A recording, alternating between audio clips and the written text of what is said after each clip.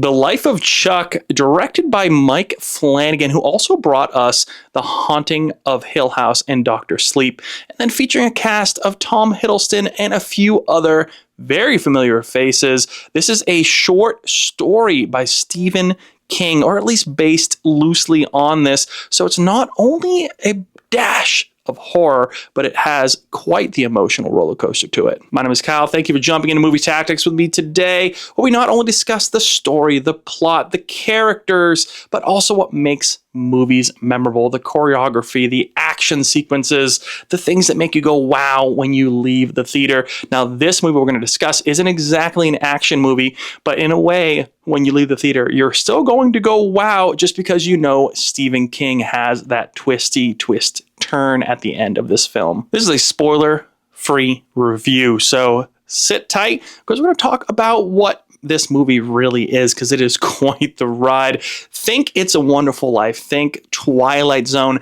This movie is the story of Charles Krantz, aka Chuck, and it's told in reverse. So when you go into this movie, you're kind of expecting a life story of this guy, and in return, you see this emotional story with a twist of horror to it that at first you're thinking, okay, I can kind of see where this is going. And then as you enter the second and third act, you kind of understand that you really had no idea where this is going. And you understand the pieces that you saw earlier in the movie fit so well and had such an important part of this man's story and his life that you kind of have, again, that wow factor to it. I saw this movie with AMC at a local theater at one of the secret unseen film debut. So it was about a week before the movie came out. So I just saw it, and I did have no idea what to expect going into this movie. It's one of the ones where it's even the people at the theater don't even know what to expect. So when I got to go to this, I was sitting in there kind of hoping it was maybe Ballerina or something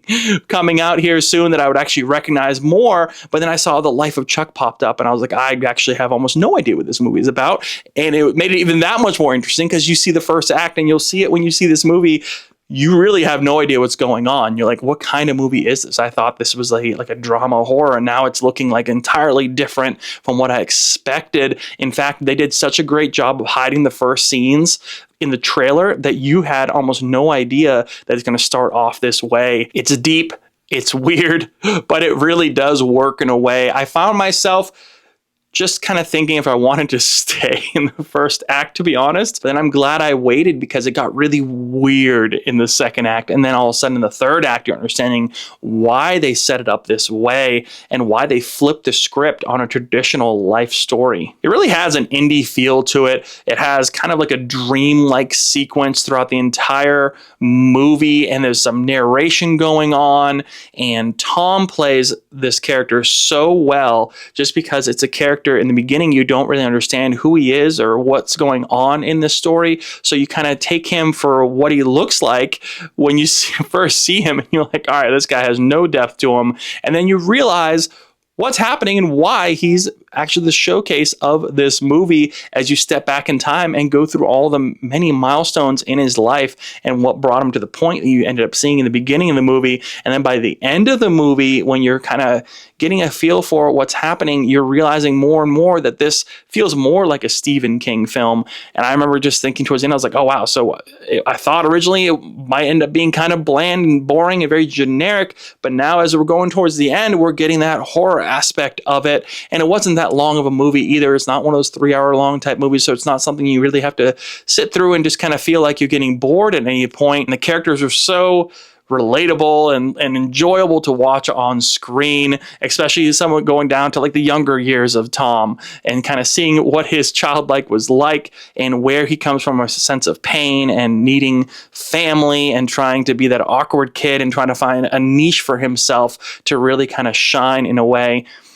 It really does kind of hit you in the feels a little bit. It's not action-packed. There's no firearms. There's no sword fights. There's no stunt work or anything. But there is a lot of dancing, and there's quite a bit of musical play in the background, music on screen while they're dancing, and the visuals are something that really dreamlike, and they really capture your eye. And then there's some mystery in this movie that you're waiting to hear what the outcome of this mystery is. It's really storytelling 101 is what I would have to say, is if you're kind of encompassing this whole movie on what it is. It's really just storytelling. It's great storytelling, and it didn't feel like a Stephen King movie, because I know a lot of times Stephen King doesn't hit the mark.